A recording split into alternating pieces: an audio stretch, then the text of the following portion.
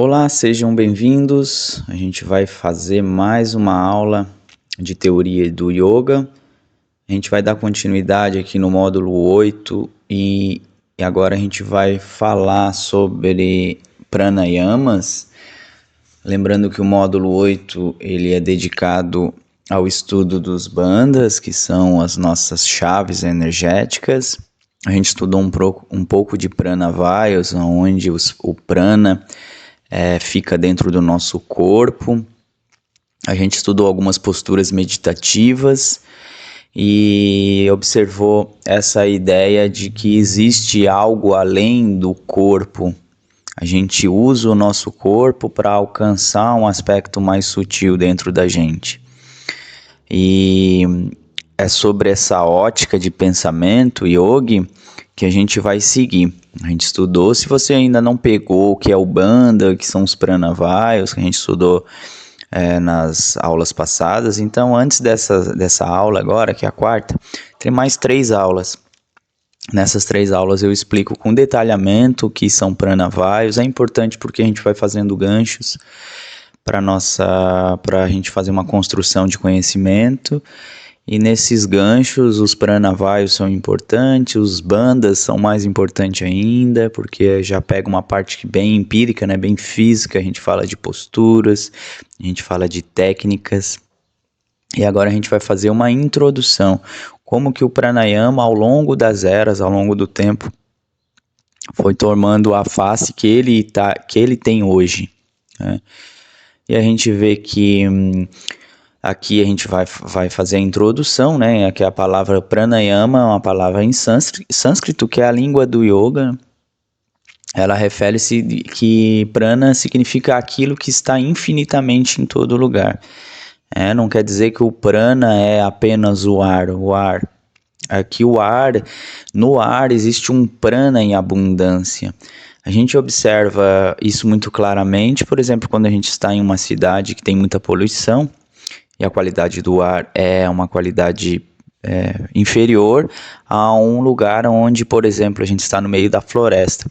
Naturalmente, a nossa respiração fica mais agradável, fica mais fluida. A gente está fazendo uma trilha, por exemplo, em algum lugar. Então, essa qualidade de prana, ela é abundante nesse momento. Então, quanto mais a gente conectar com esse prana, que é como se fosse um combustível para a gente, então, fisiologicamente a gente observa que o ar é isso, né? A gente consegue ficar poucos minutos sem ar, né? A gente travar a nossa respiração, a gente perde esse contato e morre. Mas essa ideia do prana que o yoga traz, essa dimensão do prana, eu sempre falo assim para o pessoal que pratica comigo, de que existe Deus no ar. Então, quando tu fecha os teus olhos e respira profundo, a ideia do pranayama a gente vai observar já desde o início, a ideia do pranayama é tu prender o ar dentro de ti. Aí tu prende Deus, tu acostuma a estar com Deus dentro de ti. Então, aí tu traz o prana, retém o prana, só mudar essa escala de percepção, a gente já está fazendo um exercício de respiração. Porque tudo no yoga é isso, a gente mudar a nossa escala de percepção sobre a vida, né? O Swami Kuvalayananda que fala de que o yoga não vê o mundo como uma barreira a ser pulada, a ser enfrentada. Aí sim há uma energia a ser absorvida. E nesse sentido, a gente mudar a escala de percepção sobre o prana, a gente vai buscar lugares que tem um prana melhor. Em vários textos de Hatha Yoga fala isso, que você tem que buscar um lugar arejado, cercado de trepadeiras, um lugar de um povo pacífico, etc., para a prática de pranayamas, né? Então é isso, o prana é isso que está infinitamente em todo lugar e em mais abundância com ar, né? E aí, o yama significa o esforço voluntário em controlar e dirigir o prana. Também significa alongar, expandir. Tá? Então, o controle do prana. Né? Então, tu expande esse prana dentro de ti, controlando ele. Então, esse é uma das traduções que eu mais gosto do pranayama. Mas, assim, em resumo, é a gente tratar esse ar com uma dimensão maior. E durante os estágios de evolução do pranayama, a gente vai ver que eles tiveram estágios grandes de evolução. Isso daqui que é nessa aula é um resumo só para quê? Porque é uma aula teórica, então já diz aqui, né, que a teoria do yoga é para a gente sanar algumas dúvidas, algumas curiosidades que os estudantes têm, mas também trazer um respeito por aquilo que a gente faz, né? Aí os exercícios do pranayama tiveram vários, um longo processo de evolução, né? Aí que é nesses primeiros textos, né? A gente está falando aqui nesse primeiro estágio que a gente chama de Smriti, que é um estágio onde aquilo que é lembrado, né? Aquilo que é lembrado, aquelas escrituras que já tem um mestre que sintetizou e que já passa com propriedade, é o quê?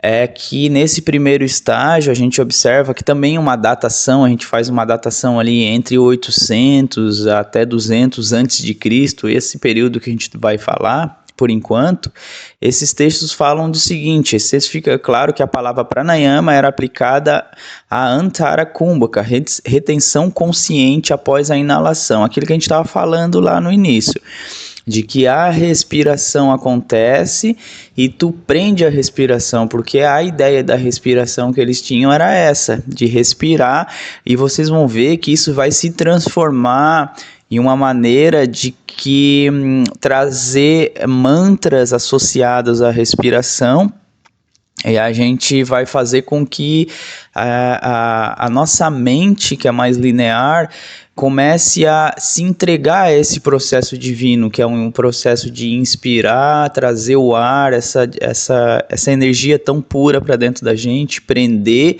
e aí para que a mente consiga se render, era associada os mantras, tá? Olha só, os pranayamas pareciam como parte de algumas cerimônias religiosas. A gente observa que o pranayama ele fazia parte das cerimônias religiosas antigas, né? Como um elemento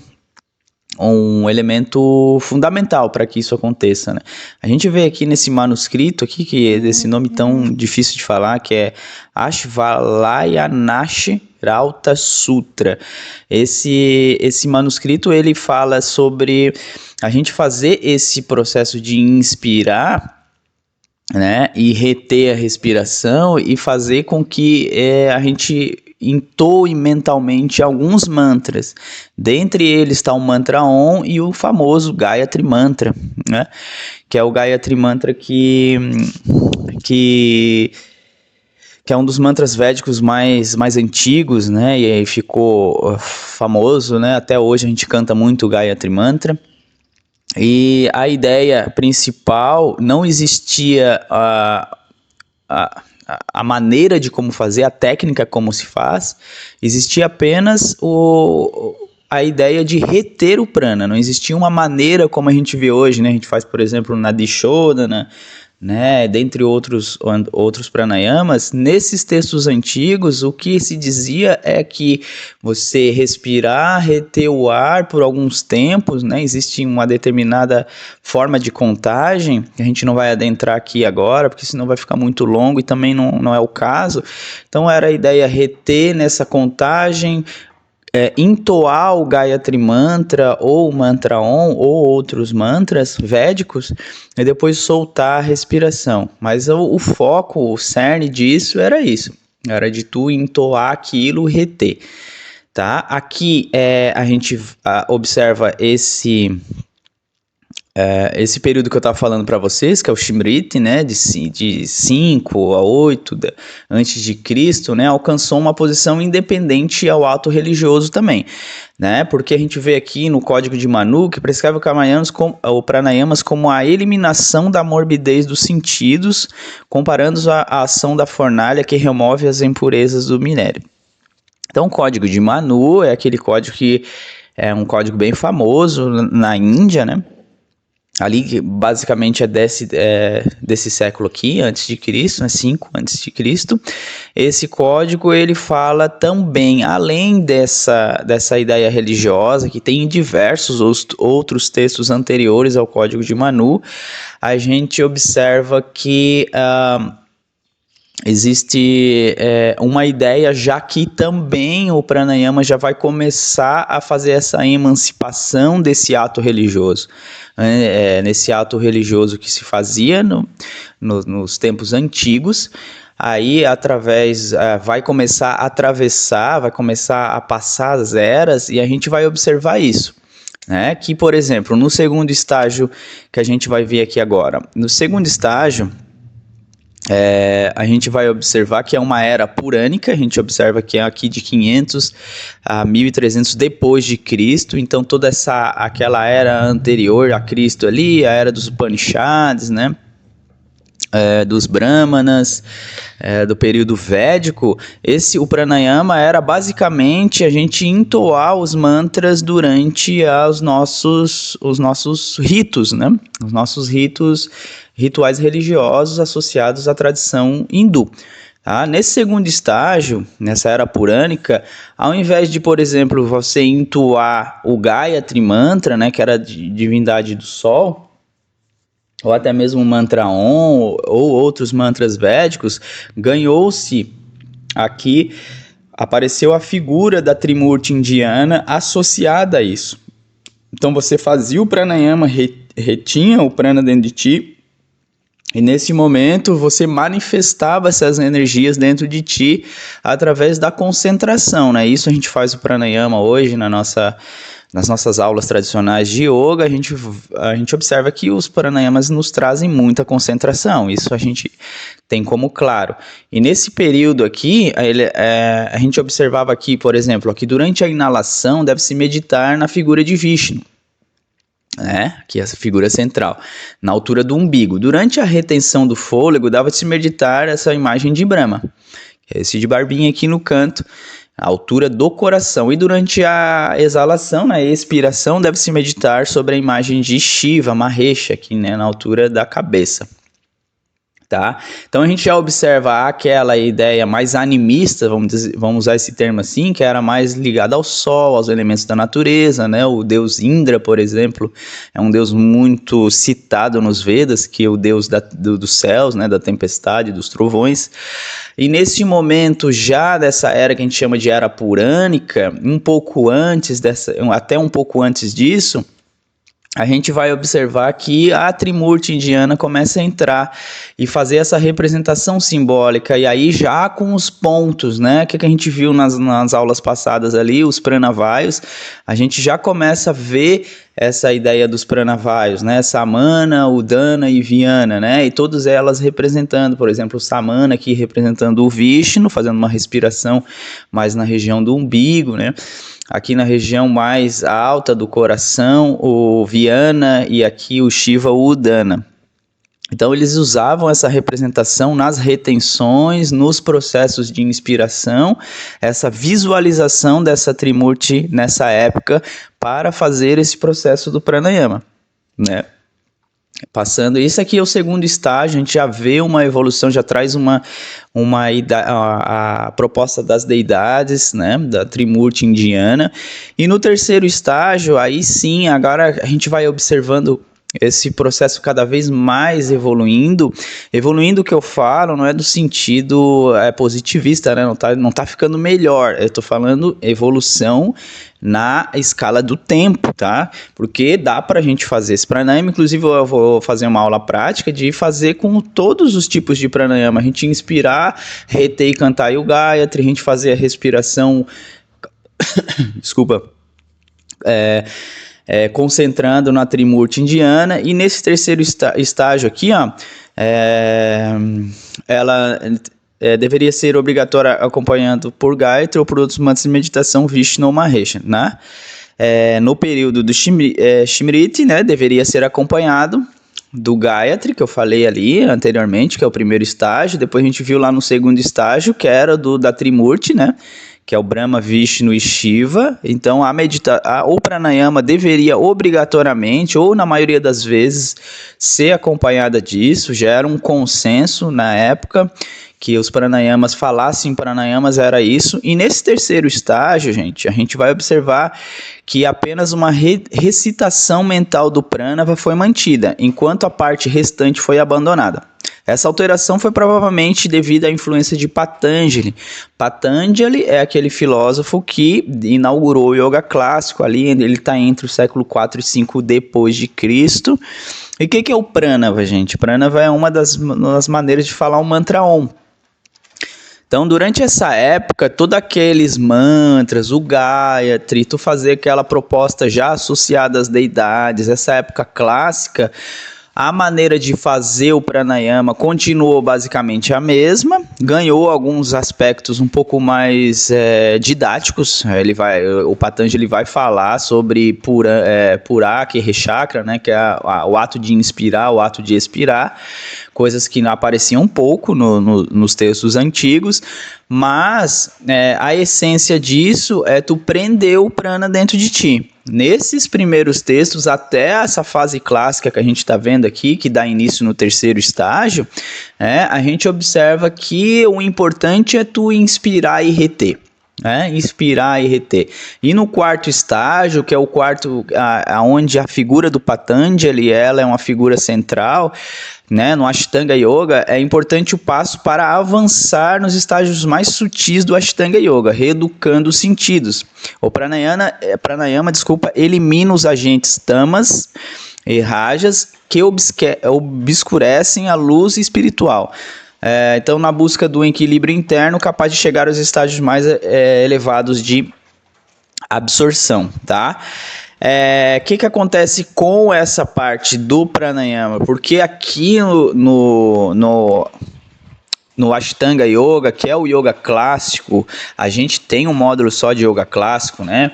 Só de Yoga Sutras de Patanjali. A gente observa que a figura do pranayama, ela ganha um membro, ela ganha um local específico para isso. A gente vai passar sobre os yamas e niyamas, por exemplo, a gente vai passar sobre as posturas do yoga, a gente vai passar depois das posturas do yoga, vai entrar o pranayama para quê? Para que a gente consiga reeducar os nossos sentidos, né? Que é o pratyahara, que é o próximo passo. A gente vai estudar o Ashtanga Yoga de Patanjali, que são 8 membros, a gente vê ali que o pranayama está no quarto membro, depois de avançar nas posturas. Por isso que a gente estudou posturas antes, né? O módulo anterior foi de posturas, e a gente viu a parte física um pouco antes de entrar nessa parte do pranayama. Daqui a pouco a gente vai ver especificamente as técnicas. Mas o que eu quero dizer para vocês é que agora ganha-se um processo diferente, porque já deixado de lado toda aquela esfera mântrica, aquela esfera ritualística religiosa, e apenas as técnicas vão começar a entrar em evidência, vai começar a entrar em proeminência agora a partir desse momento clássico do yoga. Tá? Acredita-se a Patanjali esse elevado pedestal, de acordo com ele, ainda que seja um ato físico, possui efeitos psicológicos e psicofisiológicos. Esse momento aqui, a gente observa que ao passar dos anos, a gente vai observar que os pranayamas foram feitos diversas abordagens científicas. Cada ano, esse tempo eu li, faz 4, 5 dias eu li efeitos dos pranayamas na recuperação de processos de doenças de ordem pulmonar, muito eficaz, a ciência está provando isso, e também nos processos mentais, né? Respirar profundo, diminui a nossa ansiedade, assim por diante. Isso já começava a ser falado lá no Patanjali, e isso só foi ganhando corpo ao longo do tempo. A gente está falando de coisas... o Patanjali é 5 depois de Cristo, né? Século 5 depois de Cristo, século 4, né? A gente está falando de yoga clássico. E a gente vê aqui, o que tem nos sutras de Patanjali que fala de pranayama. Olha só, especificamente.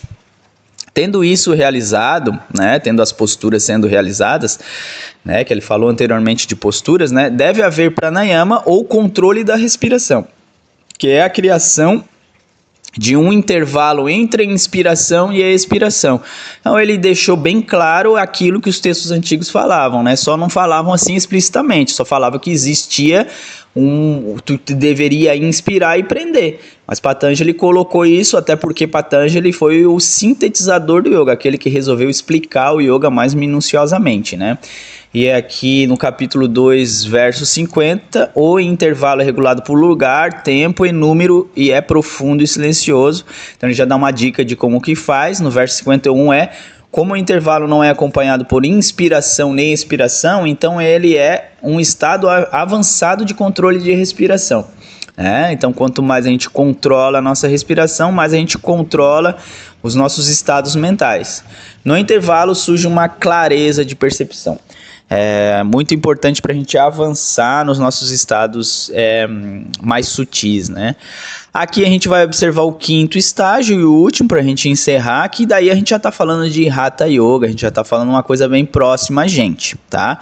Aqui os Hatha Yogas são responsáveis pelo quinto estágio do Hatha Yoga, aqui que a gente baseia basicamente as nossas aulas. Claro que isso ganha vai dependendo do método que tu faz, muda, às vezes ligeiramente, às vezes bastante, né, as técnicas, mas de modo geral a gente fazer com que a nossa respiração ganhe uma proeminência. Por quê? Porque a gente não sabe respirar, essa que é a verdade.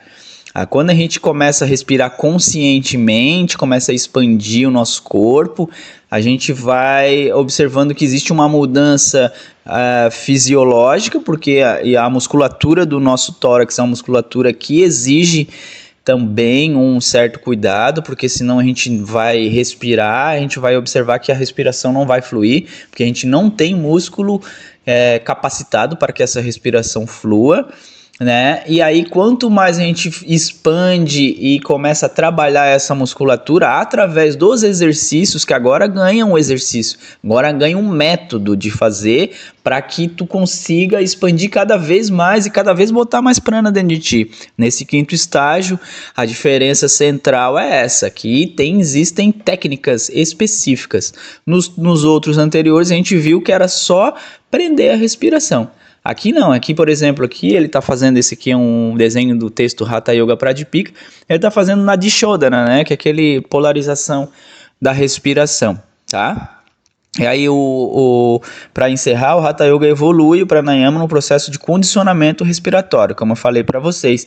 Mas eu deixei aqui essa última frase aqui, porque devemos lembrar que os diferentes estágios de evolução do Pranayama frequentemente se sobrepõem, tá? Cronologicamente, pois é devido ao caráter conservador do hinduísmo, mesmo o mais antigo estágio continua a persistir até hoje, tá? Então hoje a gente faz Pranayama, ainda cantando Gayatri, ainda associando a Trimurti indiana, ainda cantando Om, que é no terceiro estágio, né? E ainda mistura isso tudo com as técnicas de Pranayama associadas ao Hatha Yoga. E não existe, a gente não necessariamente deve abandonar uma coisa para que a outra flua, né? Então, nessa aula eu queria fazer só esse apanhado histórico com vocês. Nas aulas seguintes a gente vai fazer uma coisa um pouco mais específica, vai estudar um pouco da anatomia, da respiração e as técnicas de Hatha Yoga, as técnicas de Pranayama, associados ao Hatha Yoga, que é a nossa prática de tapetinho, né? Eu espero que tenham gostado e eu vou me despedir por aqui. Nos vemos na próxima aula. Muito grato e namastê.